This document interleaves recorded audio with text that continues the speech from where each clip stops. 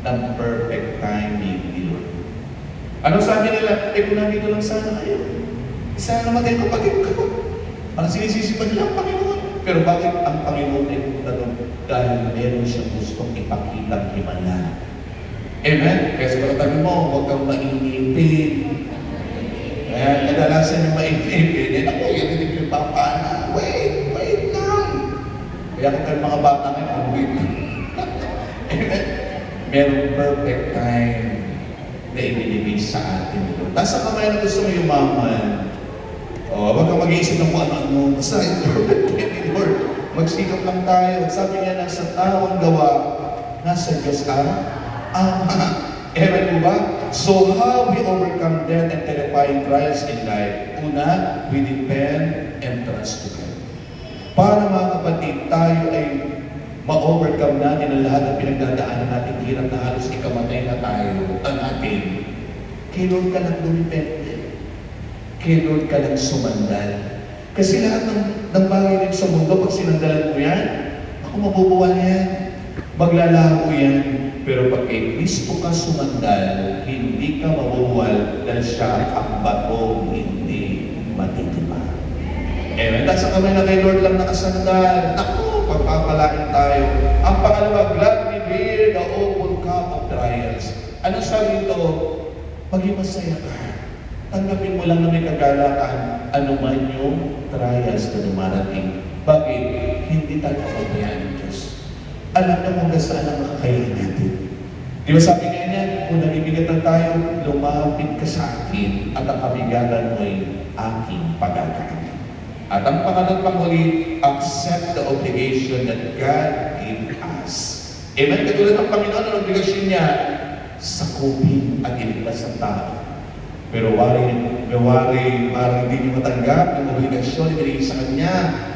Pero napakasagot niya, huwag po kalooban ko, hindi ang kalooban ko. Kaya sa katabi mo, yung obligasyon mo na ibinigay ni Lord, huwag mo ipinapasa sa iba.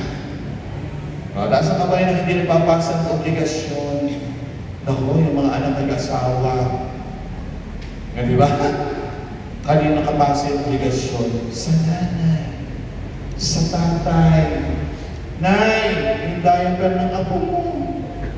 Yung gatas ng apo mo. Amen.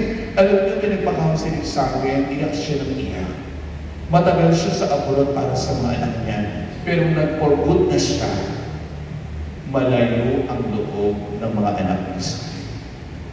Pero hindi pa kakainin niya yung bunso niya, ayaw, magpasuko sa kanya. Sino tinatawag? Si Yaya. Maliligo, si Yaya.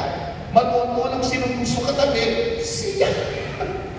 Sabi ko, sister, may nakalimutan ka. Alam mo, hindi lang naman ang kailangan ng taong puro pera. Kung bakit mo naranasan yung bagay na yun na malayo ang loob ng mga anak mo sa'yo dahil ipinasa mo sa iba ang obligasyon mo bilang isang ina. Yan, alam mo din katabi mo, ikaw huwag kang tabi ng tangki.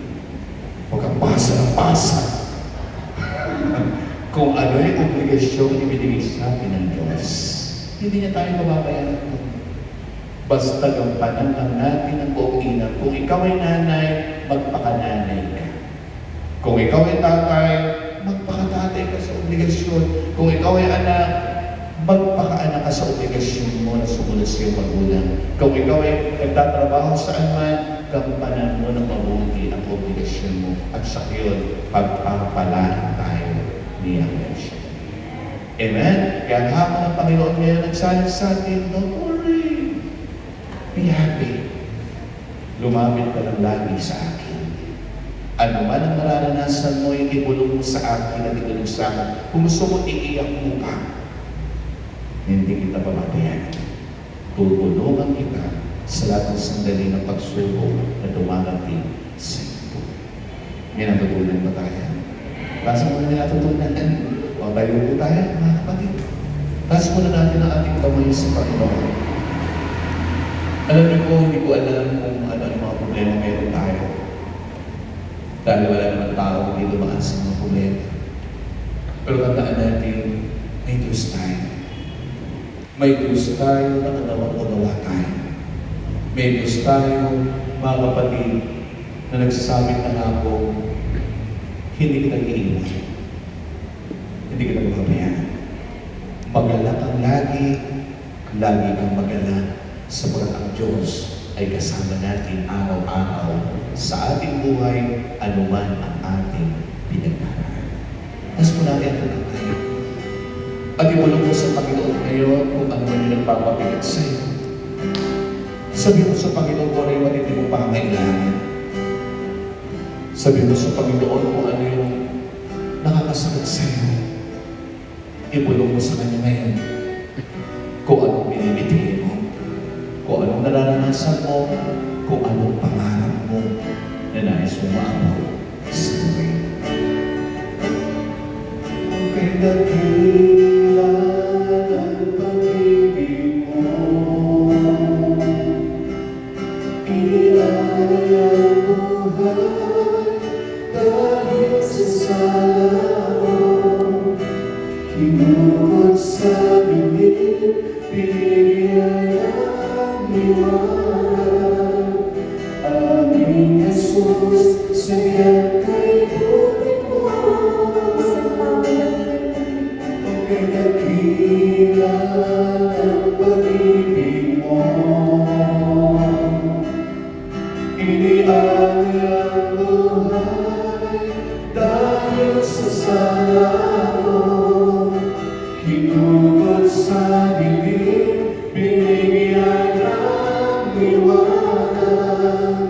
Aming Jesus, sa iyang kay buhay mo. Purihin ka, Panginoon, sa kamulian mo. Sambahin ka ng banal. Tanging sa'yo iaalay ang buhay kong ito. Purihin ka at sambahin, purihin ka at sambahin, purihin ka at sambahin, o purihin ka, Panginoon. Purihin ka, Panginoon, sa kamulian mo. Sambahin ang ngalan mong banal. Tanging sa'yo iaalay ang buhay kong ito. Purihin ka at sambahin, purihin ka at sambahin, purihin ka at sambahin, O Diyos. Purihin ka at sambahin, purihin ka at sambahin, purihin ka at sambahin, O Diyos. Purihin ka at sambahin, purihin ka at sambahin, purihin ka at sambahin, O Diyos.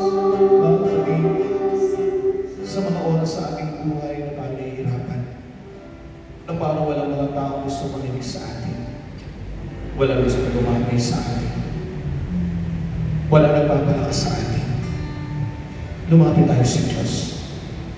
Siya ang hindi na nakakaunawa, siya ang tunay na nagmamalasakit, siya ang tunay na nagmamahal sa atin lahat. Panginoon, salamat po sa mga salita. Salamat sa bawat pagtuturo mo sa amin upang maunawaan namin ang dakilang pag-ibig mo sa amin. Pagpalain mo kami lahat, pati mo bigyan ng lakas, tibay, katatagan, malalim pagtitiwala at pananampalataya sa iyo.